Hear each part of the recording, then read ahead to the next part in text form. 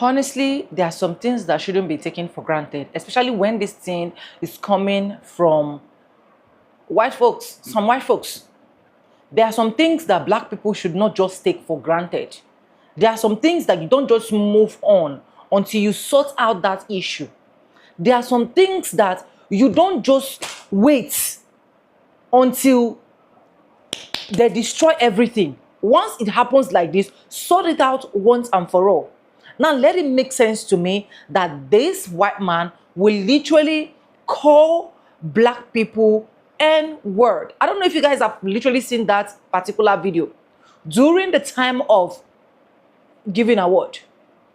It's not accepted by me, and I don't even like the fact that a lot of white people are in the comment section saying, oh, that particular person is actually disabled. He is disabled, his mouth is not disabled. He is disabled. His senses are not disabled.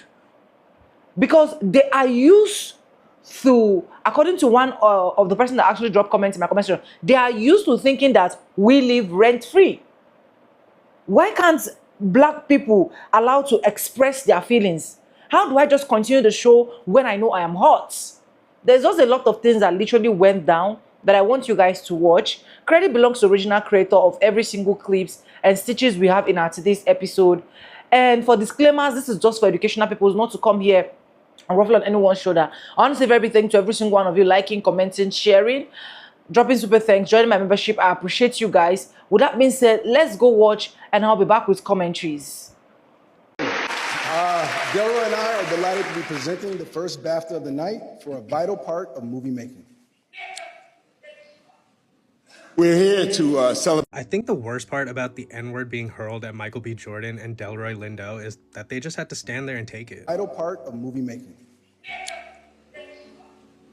We're here to celebrate. During the pause in Michael B. Jordan's words, you can audibly hear the N-word being yelled out in the room. And obviously, you can tell that they heard it because there was a shift in their face. And that slur was yelled out by this man. This is Jack Davidson, and he has Tourette syndrome. In fact, he was in the audience because a movie was made about him. In that movie, he struggles with having Tourette's and his involuntary tics. And we watched it play out in real time. People are upset. They're saying that yes, while they understand that it's an involuntary tic, two things can be right at once, and he can also apologize. In that movie about Jack Davidson, he's told by a mentor to never apologize for his tics. So I don't know if he's taking that to heart and he's not gonna apologize, but like I said, people are hurt. People from the black community are pointing out that it was a very convenient time for him to yell out that specific tic. For me, I don't know too much about Tourette syndrome to form more of an opinion about it, and I'm not a part of the black community to be personally outraged by it. But I am a human being, and I know whether things happen involuntary or voluntary, we all have the choice to apologize. And I just think that it's kind of a bad look if he doesn't at least address the situation. Oh, this is egregious. This is absolutely egregious. And I know somebody's going to jump into my comment section and explain why we as black people should not be offended, how we can't feel how we naturally feel when we hear that word because of the circumstances and the disability that is affecting this man here. And I want to be clear, I'm not trying to disregard that disability, but many things are true at once, y'all. Many things are true at once, and we could talk about intent, but we also need to talk about impact. We need to talk about that. We need to talk about how that word wasn't flung around until two black people were on stage. We need to talk about how y'all think that that word only affects those two black people and not an entire community of people. We need to talk about how immediately people want us to be understanding and compassionate when those same sentiments are rarely, if ever, afforded to us. We need to talk about the fact that there are black people who are also disabled and how y'all keep leaving them out of this conversation. But finally, we need to talk about the painful realization that too often folks feel entitled to black folks being gracious and compassionate when we have overextended way too often our grace and compassion and forgiveness, when way too often those sentiments aren't returned to us, and how demoralizing and how dehumanizing that is. We need to talk about that. Tourette's or not, stop telling black people not to care. Stop saying, oh, he has Tourette's, you should understand. That is how I know that, truthfully, people do not understand the weight that comes along with that word. Then especially to be on one of the biggest stages of your career that you literally have worked so hard for, to even be in these kind of spaces, and then to be reminded of the one thing in this world that has been ingrained in making our journey to those spaces that much harder, and you are on the stage and you hear that word intentionally or unintentionally, it does not take away the weight behind the word. It doesn't take away the disappointment of having to, there's your reminder. Michael B. Jordan and Delroy, Lindo did not deserve that. They didn't deserve that. And it's not because he has Tourette's, and it's not in not acknowledging that he has Tourette's. It's in acknowledging that the weight of the word itself is heavy. And in those spaces, you take away, you saw the joy completely wiped out of their face. Stop always assuming that we are supposed to be so understanding all of the time. My goodness, it's like, how much do y'all really want for us to understand? How much? Why are we always the people who literally have to understand something, and then we're crazy if we feel some kind of way? No, I did not like seeing all of the joy in their eyes literally be wiped away because they have to be reminded of a word. Not to blame, even if you do blame. I am just saying that it is ingrained, clearly, and intentionally or unintentionally. I will keep saying this. Intentionally or unintentionally, it's ingrained. And agree or disagree, but intentionally or unintentionally, stop disregarding how things make Black people feel just because you can't understand the weight of it. So the editing was a choice. Got it.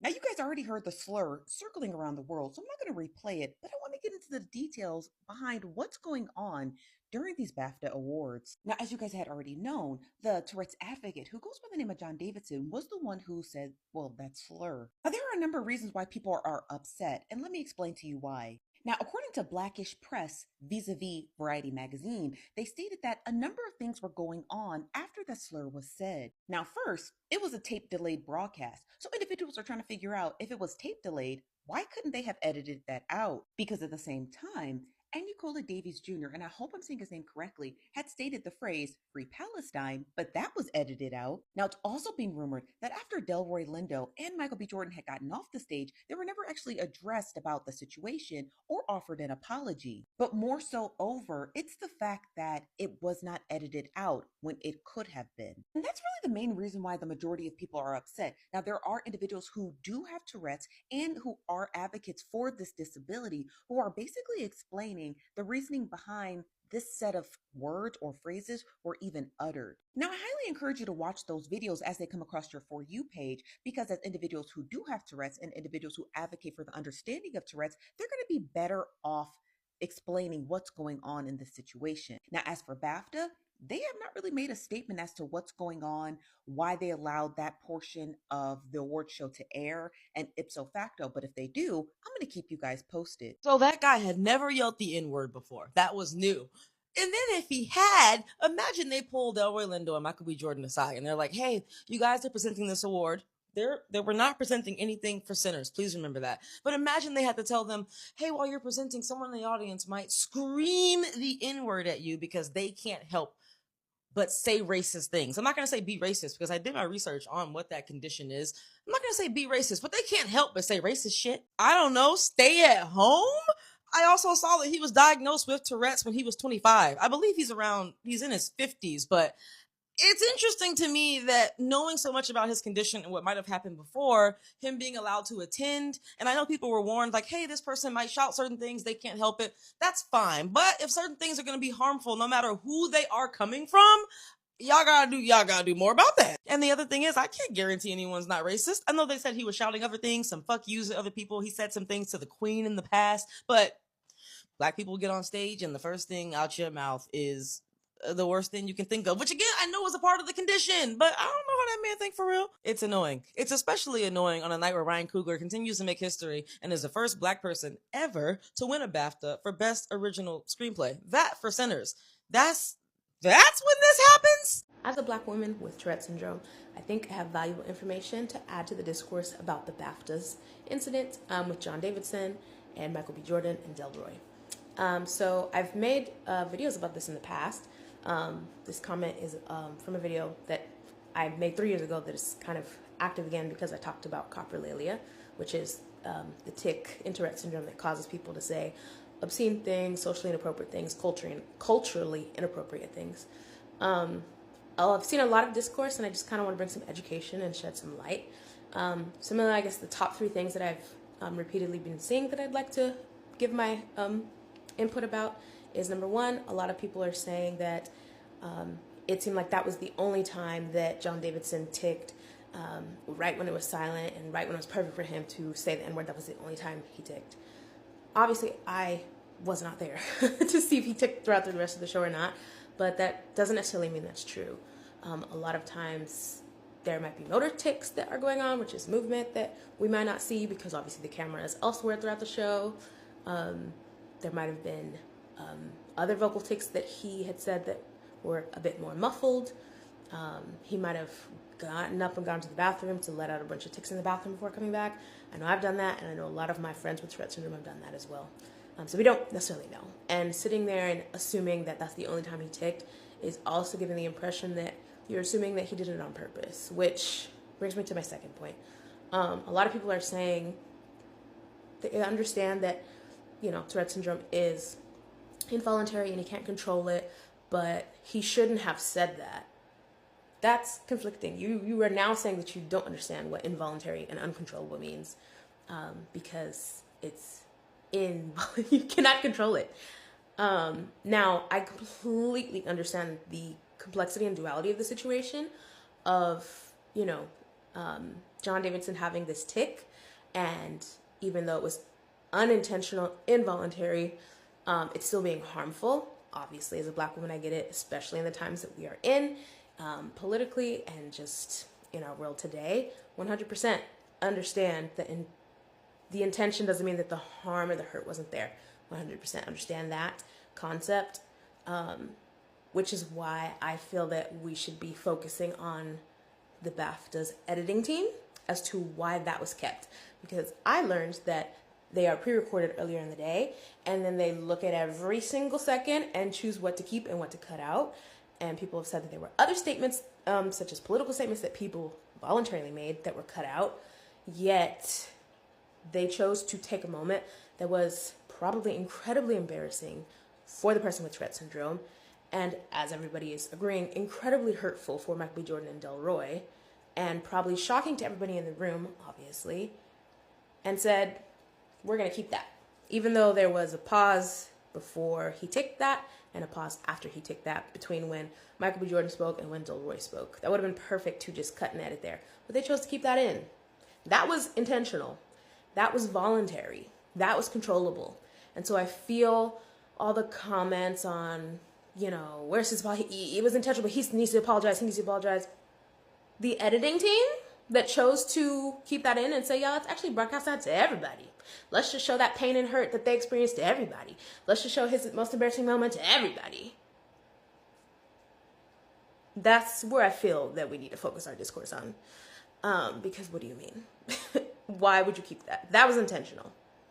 And then the last myth that I wanted to talk about, or misconception I wanted to talk about, is people saying that it must be in his vocabulary if he said it, which is not how coprolalia works. It's not the filter is removed and you can just say whatever you want to say or that you've been holding back.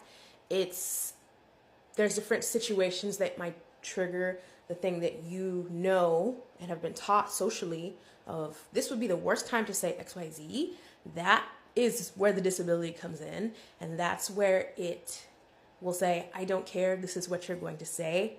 And you unfortunately say it. That is part of coprolalia. And though only about 10 to 15% of people with Tourette syndrome have coprolalia, can you imagine how incredibly hard that is? Especially if that, again, because it's not, oh, this is my filter's off, I get to say what I want to say.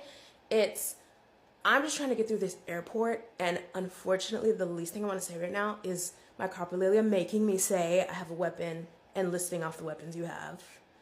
Or someone that you love truly and dearly, whether it's the color of their skin, the size of their body, their sexuality, and the thing that you want to say the least is forcing you to say that. Do you know how incredibly hurtful and awful that is, and how awful that makes the person feel that they have no control to stop themselves from doing that when they don't want to do that, and it is most likely not in their vocabulary. Obviously, they know words exist. There's tons of words I know exist that I don't have in my vocabulary, and I don't necessarily have coprolalia. I have Tourette syndrome, but I don't have coprolalia. But I've seen my friends with Tourette syndrome that have coprolalia and see how incredibly hard it is for them, getting kicked out of movie theaters, kicked out of restaurants, getting in trouble in school and at work when they're just trying to live and function in society like us. So I don't think it's helpful to think and say, oh, that must have been part of his vocabulary, he's just been dying to say it. And I also don't think it's helpful for you to say to people with Tourette's, well, then y'all just don't need to be out and about in public if you could say that. Because what we're not going to do is go back in time to the ugly laws where they had people with disabilities locked away and had a rule that they couldn't be out and about. That's real history. So we're not about to go back and do that. We're not. I guess my question for the BAFTAs is, why didn't you edit out that racial slur? Why did you keep that in? Because unlike all your previous years of showing this award show, this was not live. You intentionally put in a 2-hour delay so that you could edit what you didn't want in the show out of the show. And edit it you did, right? So like we know there was intention put in there. We know that you had editors on site. We know that they edited some things out because someone, said free that country that, we're not allowed to say. And that was removed. But you thought to keep the racial slur. It's a rhetorical question because I obviously know why. Y'all are racist. Yeah, no surprise there. The most insidious part of racist and the way they move is that it's not that they just want to remove equity and equality, right? It's not that they just want to put in barriers to your access to resources. No, the most insidious part about racism is that racists intend to humiliate you, dehumanize you. They have a hard-on for that. And that's what we see here, right? We saw how Sinners was treated here on this side of the pond terribly, terribly. And so why would the original colonizers not echo the same sentiment? So it's not a real question. I'm not asking why you left the racial slur in there for the entire world to see it, right? Not just here or on your plot of land, but the entire globe. I guess, yeah, there's no question. It's just... Oh my God, white people, y'all are really on one this year with Black History Month. My God. Okay, I know this did not happen in the US. Okay, so before anybody be like, this didn't even happen, I know. You've probably heard about the man that has Tourette's yelling the N-word, Hardy R, at Delroy Lindo and Michael B. Jordan while they were presenting an award at the BAFTA Awards. Seeing their face as this was being yelled at them is something that is all too familiar and makes me very sad. Because as someone that's had the N-word Hardy R yelled at me, I've lost count. I've become numb to it, but there are times where it really catches you off guard. And I imagine even as many times as I've had that yelled at me, that having that yelled at you in a setting like that has to be incredibly jarring. This is one of those reasons I always say that two things can be true at once, and it is super important to sit with that. Now, the concept of two things being true at once is not an excuse. Let me make that very clear. But it's just an acknowledgement of the reality of a situation. And in this situation, we have someone that has a condition where they involuntarily can exclaim things that could be potentially offensive to people around them. That is reality. This person definitely does have Tourette's. That's the whole reason they were even there. But then you also have the other reality of the fact that the people that were impacted by what he exclaimed were the two black men on stage that he yelled that at. Now, what I'm personally having a major issue with, there's feelings I have around him exclaiming that at them, for sure. I can understand why that could have happened potentially, while also like acknowledging the fact that I do not like it and I have strong feelings about that because of the experience that they had to go through by having that happen. But the part that actively makes me angry is how they handled it. The host coming on stage and apologizing to the audience and not Delroy and Michael is an issue. People online, and I hope it's just online, being upset at people, black people, for being upset at the man for saying it and calling us ableist for that is also an issue. The whole problem here, if you whittle it down, because there's a lot of conversation around this. And by the way, I've learned a lot about Tourette's over the last few hours. And like, I do think that is an important thing to think about.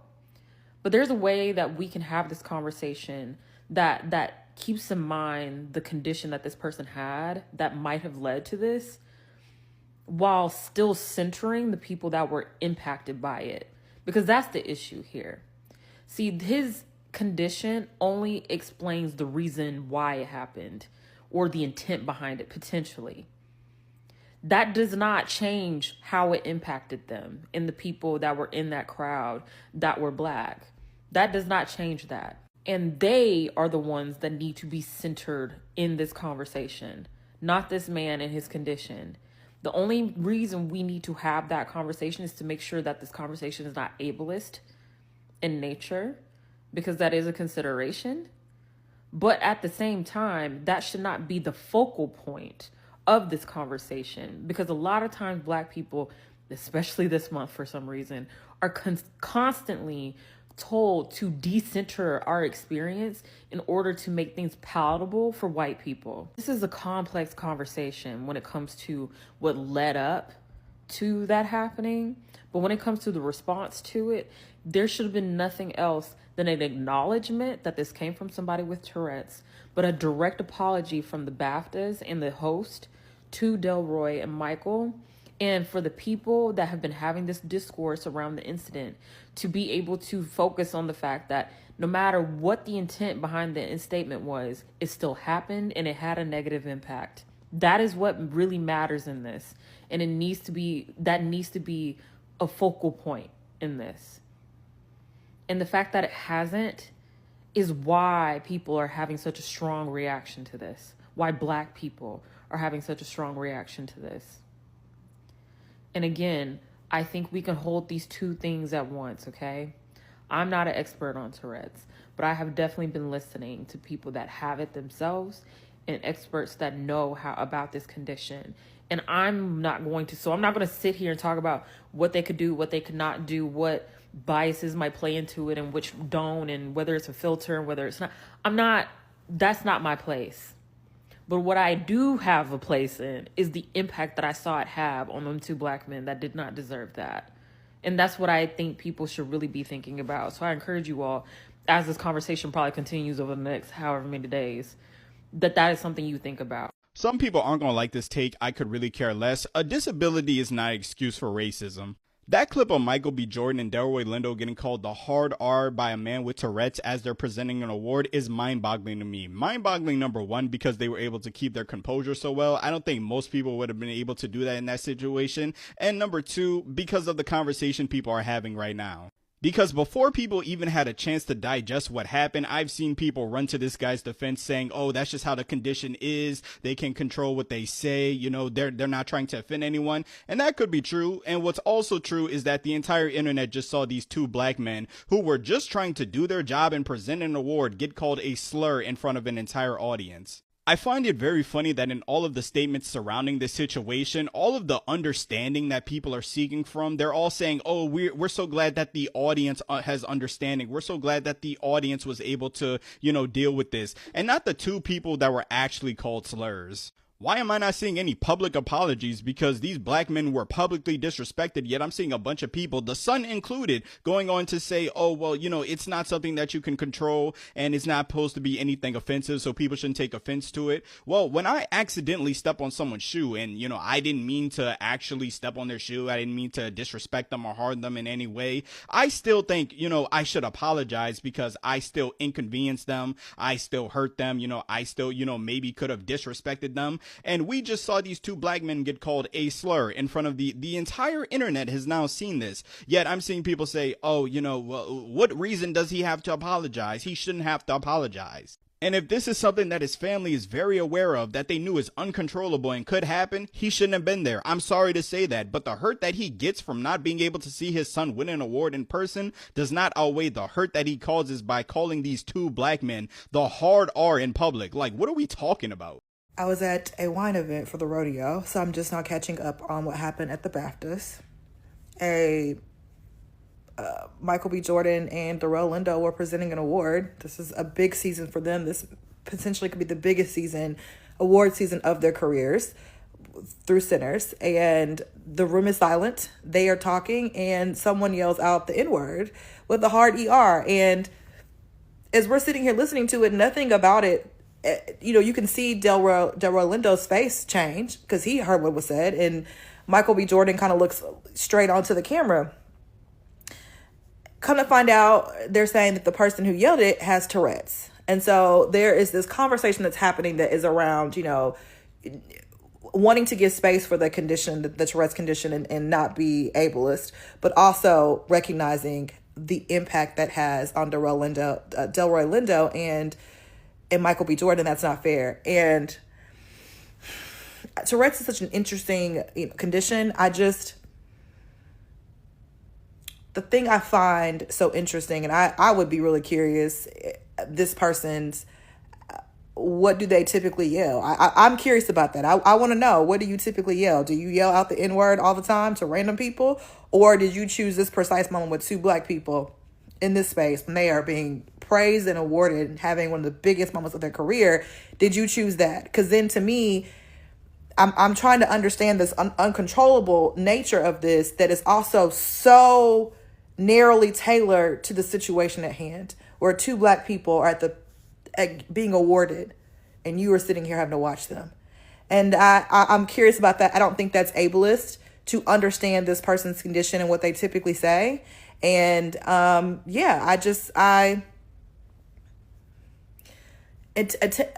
the only thing that the condition accounts for is intent.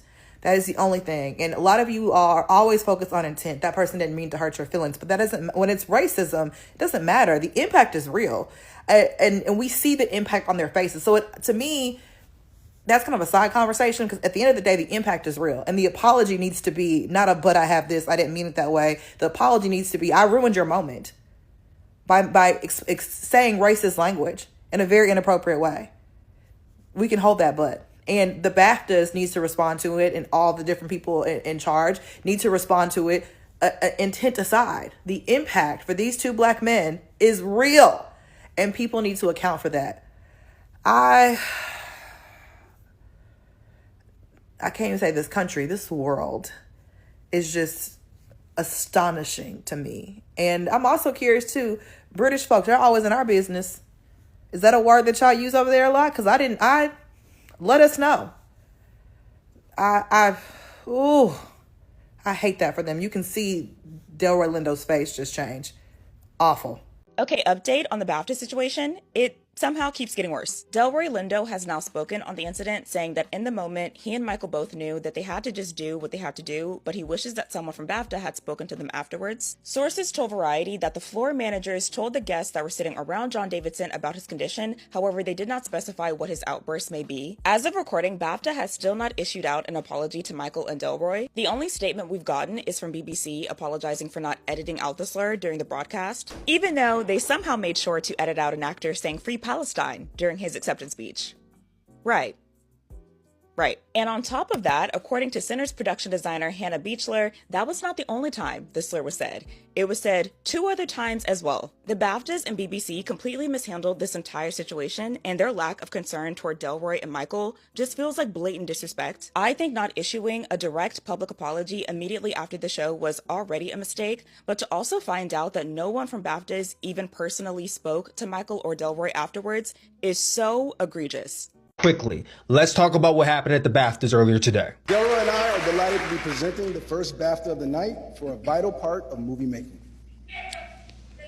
What happened today was unacceptable. And I'm coming to you as both a black man who happens to be a content creator and a black man who happens to own an award show. First, I'm going to speak to John Davidson, the man who made that racist outburst during the award show. Now, John Davidson was there on the account of the movie I Swear, in which he was the inspiration for the film. John Davidson has Tourette syndrome, which causes him to have tics and uncontrollable outbursts. Now, I'm not going to call this man racist because I don't know him from Tom, Dick, and Harry. But what I do know is you have a tic that caused you to say at a point during the show when 2 black men were on stage. And people with Tourette shouldn't have to hide, right? They shouldn't have to stay home and never leave the house because of things like this. But you have the responsibility as a person to know that these situations can arise and take accountability for your actions. You may not have said it intentionally, but you still said it, and you owe Michael B. Jordan and Delroy Lindo a public apology the way you publicly called them. Maybe you should be keenly aware of next time you get invited to a award show that you may be put in this situation again and consider not going. And to the BAFTAs, you aired a tape delayed broadcast, which means your team edited down the show and chose to left that part in. Your editing team needs to have their jobs reevaluated because there's no excuse. The supervisors that were in charge of overseeing that broadcast, everyone involved needs to have their job evaluated because there's no way you had this happen on your show. Everyone was aware it happened on the show, and no one had the foresight to cut this part out. You're not getting the same grace that John Davidson is getting because you don't have an excuse outside of poor management. So as far as I'm concerned, both John Davidson and the British Academy Film Awards need to issue public apologies to both Michael B. Jordan and Delroy Lindo. And many of us don't fully understand the Tourette syndrome, right? But I would assume that you typically, if that's one of your tics, is, you know, blurting out that I would assume that that's not going to happen with words that you've never used and or referenced before or ever learned before, right? Because I would assume that there has to be some kind of cognitive connection, right? Again, I don't know, but I would assume that.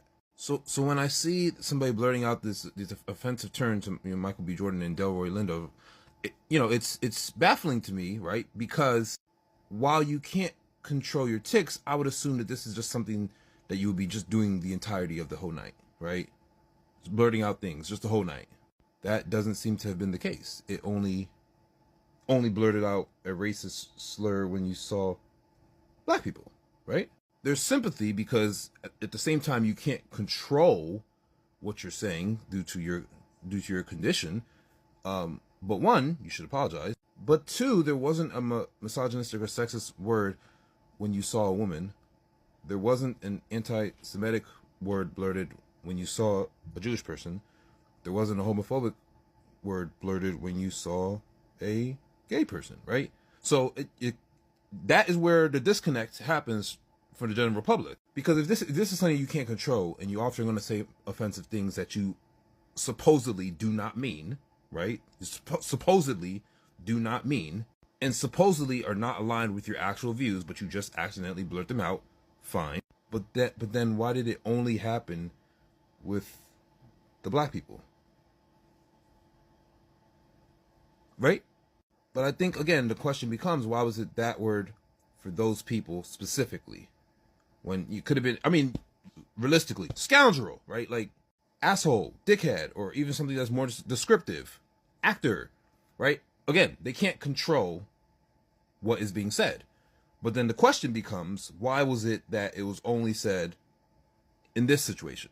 We can give space to people to be offended by the tics that occur, especially when it's saying something that's very offensive, but then also understand that perhaps it's not intended the way that it's been stated, right?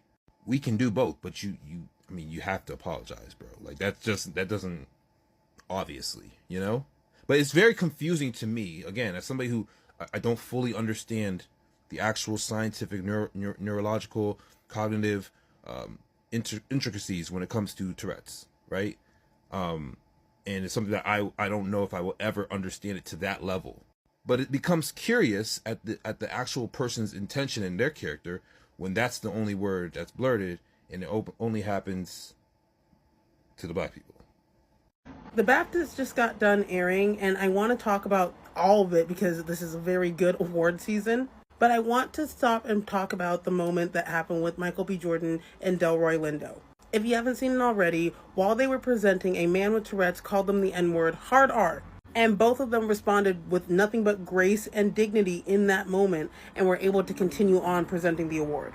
And while both of their reactions speaks volumes, it's something that shouldn't happen but is always a constant reminder for black people during award season. There will be moments where you have microaggressions, and in this case macroaggressions, and you're just supposed to smile and take it on the chin, leaving an extra added layer of pressure and unreal expectations to their campaigns. This unfair expectation of black people always having to be the bigger person in every situation is the exhaustion. And especially in Hollywood. Look at Will Smith. He's the greatest example of that we just recently saw.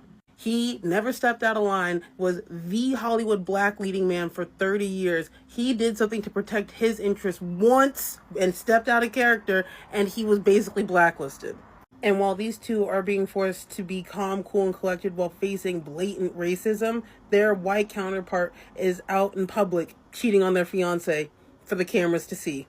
And ultimately, that is why the black community, when we see someone from our community win, we know what it took to get there and how much you had to swallow, and we hype it up every time. Happy Black History Month! So that man with Tourette syndrome didn't have a single outburst, tick, anything the entire night until Michael B. Jordan and Delroy Lindo got on the stage. Then he shouted out the N-word with the hard ER. Okay, let's act like that's reasonable for a second.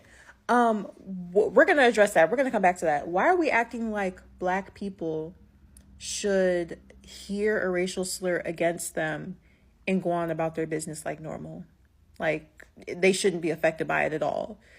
And what I'm referring to when I say that is people that are saying this man with the Tourette syndrome, I don't remember his name and I don't really care to, that he can't control it, so he doesn't owe them an apology. We talk about all the time when it comes to racism with non-disabled people, implicit biases and the difference between intent versus impact, and how like a lot of people, you may not be trying to be this raging racist or whatnot, but you could still do something that could have a racially harmful impact. We talk about that all the time. So why would it be different with this? Because at the end of the day, whether he has the syndrome and he can't control it, he still said a racial slur. And when you look at the video, when they heard that, they looked visibly uncomfortable. Like they looked a little shook. So clearly it had some type of impact on not only them, but whatever other black people were in the audience, I'm sure. An apology is very much warranted in this situation. Now, my second question is, why is it that when people have these syndromes, these diseases, Alzheimer's disease, dementia, whatnot, when they get older, why is the condition of their syndrome, disease, disorder racism? With Tourette's, because this is not the only instance I've seen of this, with a person with Tourette's saying the N-word or racial slur. Why is the thing you can't control always racism, a racial slur? On top of the other things as well, but it's, oops, something racist slipped in there, but I can't control it. Why is it that when people get Alzheimer's and dementia, they forget everything else? They forget their kids' names, but they never forget to be racist. They never forget that they don't like black people while they're sitting there abusing their black caretakers and caregivers. And as a former caregiver, I know they never forget that. Why is that? Why are people's default to be racist towards black people. Do you know how deeply embedded racism has to be into someone to the point where you have a neurological or psychological disorder and your first default is say something racist towards black people? Always black people. It's never any other racial slur or anything. It's always something geared towards black people. This is why I be saying, y'all, racism has worked itself into the DNA. I don't care what nobody say. There got to be some type of research study done on how embedded racism is, because I think it's to the point where it'll work this way into the DNA, because there's no way that people who have Alzheimer's, dementia, Tourette's, your default is racism towards black people. That is insane to me. And something that I also notice is sometimes, more often than I like to see, somebody will say something racist and then suddenly they got every disorder in the DSM-5. And then black people, we just got to play it cool. Like, oh, okay, like all this is normal. This is not normal, y'all. It's not. And what upsets me and my homegirls is that we always have to be the bigger person. Even when it is a clear act of violence or belittling done against us, we have to be the bigger person in the situation. And y'all, this is just insane. Delroy Lindo responded about the events that happened last night at the BAFTA Awards, and his response is kind of shocking. If you missed it somehow, there was a man at the BAFTAs who shouted the N-word at Delroy Lindo and Michael B. Jordan as they were presenting last night at the BAFTAs. And Delroy Lindo has officially responded saying that him and Michael B. Jordan did what they had to do. He then went backstage and he said that they wished that someone from BAFTA would have spoke to them, but nobody did. That is just so disappointing. Again, I want to hone in on this, the BAFTAs' lack of response and apology from this. Because they came out with a statement and said, once again, you know, there was some colorful language. Again, the N-word is not colorful language. It is a, racial slur. It said that they apologized that this was not edited out prior to the broadcast and they will now. And that only happened because of all the backlash that has happened now. And that's what sucks about this. Jamie Foxx is also pretty fired up about this. He came out and said that he absolutely meant it. The guy who said that with Tourette's, and I don't agree with that.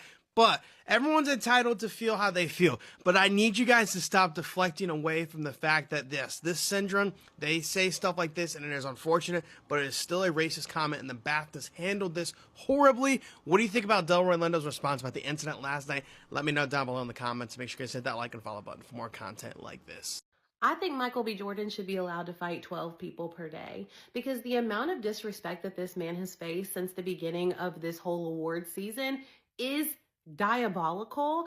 I mean, it's disgusting the amount of things that this man has gone through, all just for being the star of one of the most incredible films ever made. Like, tonight's incident alone, Michael B. Jordan and Delroy Lindo are so unbelievably classy, so dignified, so graceful. I mean, being called a slur while you're just doing your job and you have to stand there and take it, because as a black person, when these things happen to you, you always have to be the bigger person. If they had acted out, they would be the villains in this situation. There was nothing else that they could have done except stand there and take it. That's horrifying. In 2026, during Black History Month, they had to stand there and be called a slur, because if they had made a face, if they had made a comment, if they had acted out, they would be in the wrong. Sinners has been disrespected from the beginning. The actors have been disrespected. Ryan Coogler has been disrespected, and it's not going to stop. Even though they were nominated for 16 Oscars, the most nominated film in history, which is deserved, by the way, they are about to be so disrespected at the Oscars. Just wait, because this is a tale as old as time. It makes me so mad. It makes me so sad. It breaks my heart. And I just am like, nothing ever changes. And it blows my mind, y'all. Like, I just cannot believe this. I was at a wine event for the rodeo, so I'm just now catching up on what happened at the BAFTAs. Michael B. Jordan and Delroy Lindo were presenting an award. This is a big season for them. This potentially could be the biggest award season of their careers through Sinners. And the room is silent. They are talking and someone yells out the N-word with a hard ER. And as we're sitting here listening to it, nothing about it, you can see Delroy Lindo's face change because he heard what was said. And Michael B. Jordan kind of looks straight onto the camera.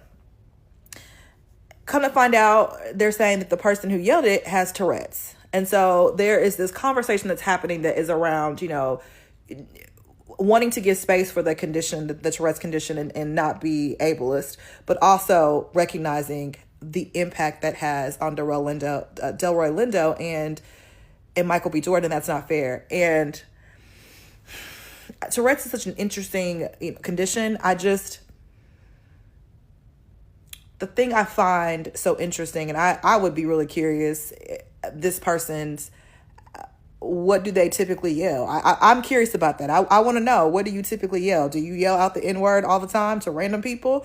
Or did you choose this precise moment with two black people in this space when they are being praised and awarded and having one of the biggest moments of their career? Did you choose that? Because then to me, I'm trying to understand this uncontrollable nature of this that is also so narrowly tailored to the situation at hand, where two black people are at being awarded and you are sitting here having to watch them. And I'm curious about that. I don't think that's ableist to understand this person's condition and what they typically say. And and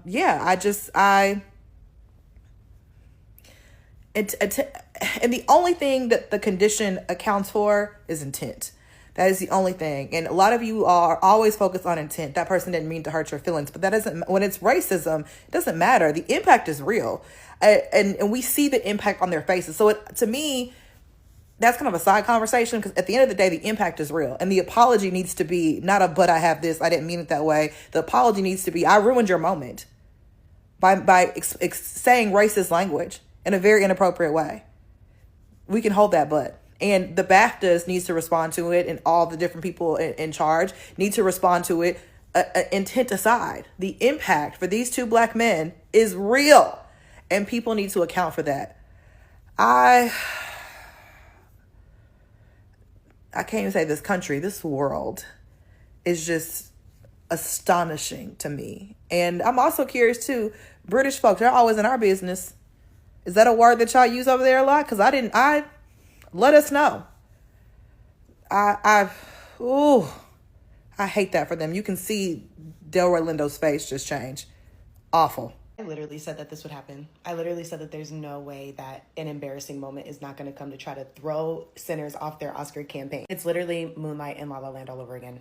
Literally. And we're not going to let it bother us, okay? Because we're still having a wonderful, amazing Oscar campaign. We swept the NAACP awards and also won big at the BAFTAs last night. Anyways, welcome back, guys, and that's all I got for this video. And like I said, honestly, I'm not going to be saying that his condition should not be looked into. But why is it that his condition never arose until the two black men appear?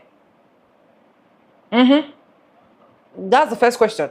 And the second question, why was it not edited out? Because this was actually not a live show. It was never a live show. That means there were every chances that they can actually edit that part out. Why was it not edited out? Why are black people just allowed not to express the way they feel, or we carry a certain burden inside of us, but we just have to move on for the occasion to move on? Why? Why? A movie was made about you. I believe it's going to be your consent before that movie will be made about you. The second thing, you were taught in that movie not to apologize. Physically, you did it. Let's assume it is out of your disability or blah, blah, blah. And now you're coming to your mind. Why can't you apologize? Why are we not seeing any apology video online? Or if you've seen any, please let me know. And I feel like this is just a normal thing to them. Honestly, they feel like they can just, it's paining some white folks that they cannot use the N-word. So any slightest opportunity they get to use, they are just going to literally use it. Let's get into some of the researches that I have here. The issue is not about permission. It is a casual sense. It is about history, power, trauma, and respect. Now, reasons why they shouldn't even use it. It creates a tool of dehumanization. The word developed during the transatlantic slave trade to label African people as inferior or less than human. It was neutral. It was meant to downgrade. During the slavery in the United States, white enslavers used the N-word while beating, selling, and abusing black people. This was carry violence in it. Even after the slavery ended, the word was used to justify segregation, discrimination, and racial terror under Jim Crow law. Groups like the KKK use this word while committing violence against Black Americans because of the history. It still feels threatening when used by white folks. When a group that historically oppressed another group use a slur created to downgrade them, it reinforces the same power dynamics even today. Some Black people have reclaimed a variation of the word within their own community. That is different from white people using it. Reclaiming a slur for inside the targeted group is not the same as the outsider using it. Words carries emotional memories. For many Black people, hearing it from white person can trigger fear, anger, or trauma rooted in generational oppression. In countries like United States, free speech law may protect someone legally, but socially and morally, there are consequences to racist languages. Using the N-word ignores the centuries of suffering connected to it. Respect means understanding that some languages carry deep wounds. Using the racial slur destroys trust and reinforces division. Healthy multicultural society are built on dignity and mutual respect. This isn't about one race controlling language. It's about acknowledging history. The word was used as a weapon. Because of that, when white people use it towards Black people, it creates a legacy of violence. And despite the fact that a lot of these white folks know that they cannot use it, in fact, some of them will literally look into your face and still use it. We still see a lot of them using the N-word on Black people as if it's just a normal drinking water and dropping. And honestly, if I am to be those Black men on that stage, I will humbly drop the mic. See, no matter how much you're paying me, you should not just use a certain words on me just for the fact that, oh, you are disabled and we know that there are time to time of this before this is actually going to go up and nobody's saying anything. We just need to continue the show just like that. The award needs to continue. I don't know how those Black men were able to carry themselves on that stage, because looking at their face, you're still going to be seeing grief, you're still going to be seeing anger, you're still going to be seeing a lot of things happening even during the BAFTA award being given out. I will leave, and I will demand an apology before I continue. There are some things that we as Black do not just necessarily need to just leave like that. We don't just necessarily to let it lie under the carpet, or let's just sweep it under the floor and move on. The more we keep moving on, the more they keep using their nonsense conditions to be saying what they want to say each and every time they want to say it and how they want to say it. There were different things that needed to be done. In fact, we do not even really need to hear that clip. We don't even really need to see that clip because it was not a live show. But yes, they still brought it out because it is affecting a Black person. Honestly, I saw that video yesterday. I was so pissed. I have to drop it in my community and I was like, we're going to talk about this today. And I want you guys to honestly let me know what you think in the comment section. Credits belong to the original creators of every single clips and stitches we have in our today's episode. Just let me know what you think. If this is actually a right thing. If you are in their shoe, will you just move on like that? I just want to know your honest opinion.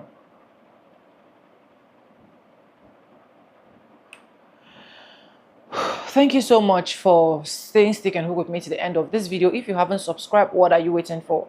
Do it, subscribe, like this video, drop me your comment, and lastly, do not forget to share for every other person to get this good news. And yes, guys, with that being said, with no further ado, I do like I always say in my videos, I'm going to be saying bye and I'll see you guys in my next one. And for disclaimers, this is just for educational purpose. Credits belong to the original creators of every single clips and stitches we have in our today's episode.